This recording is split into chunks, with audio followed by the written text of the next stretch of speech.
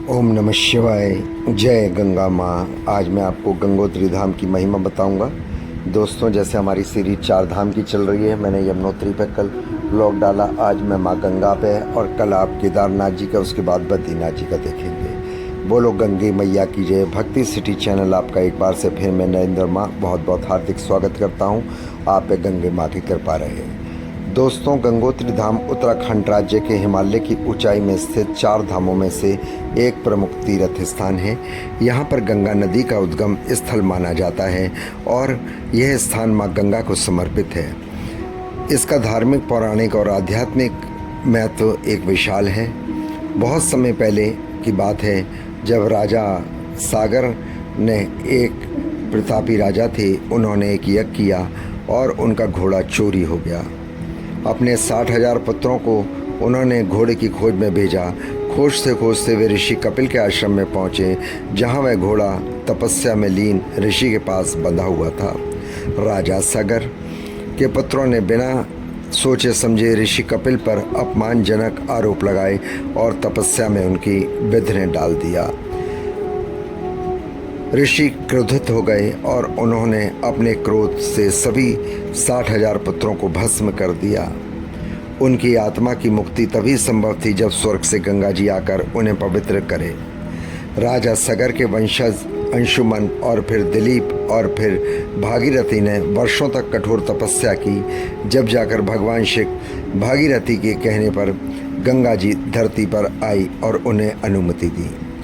गंगा जी जब पृथ्वी पर आई तब इसकी धारा इतनी तीव्र थी कि पूरी पृथ्वी तबाह हो जाती थी। तब भगवान शिव ने अपनी जटाओं को गंगा में रोका और फिर धीरे धीरे उसे पृथ्वी की ओर छोड़ दिया। गंगा की एक धारा गंगोत्री से निकली और वह से गंगा नदी का प्राकट्य हुआ, इसलिए इसे भागीरथी भी नदी कहा जाता है और गंगोत्री धाम को गंगा माँ की जन्मभूमि भी माना जाता है। गंगोत्री उत्तरकाशी जिला उत्तराखंड में है। इसकी ऊंचाई लगभग 3100 मीटर यानी 10,200 फुट है। मुख्य मंदिर माँ गंगा को समर्पित है। मंदिर अक्षय तृतीया पे अप्रैल मई में खुलता है और जब मंदिर बंद होता है दिवाली के आसपास अक्टूबर या नवंबर में।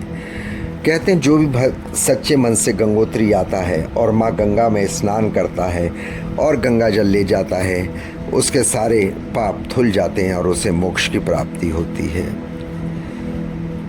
दोस्तों, ये थी गंगा माँ की महिमा।